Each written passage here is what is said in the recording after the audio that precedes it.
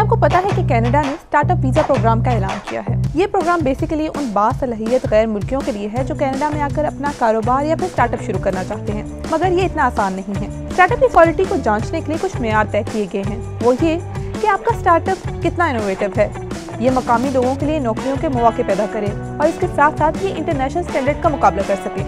अब सवाल आता है कि कैनेडियन स्टार्टअप वीजा के लिए कौन अप्लाई कर सकता है।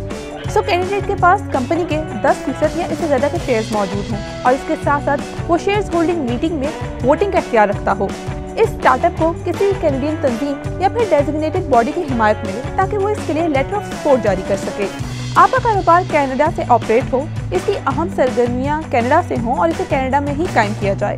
इंग्लिश ज़बान पर स्ट्रॉन्ग कमांड के साथ साथ आपको फ्रांसीसी ज़बान भी आती हो, इससे आपको कनाडा में अपना स्टार्टअप शुरू करने में मदद मिलेगी। अब आप सोच रहे होंगे कि इस पर कितना खर्चा आता है और क्या ये करना आसान है।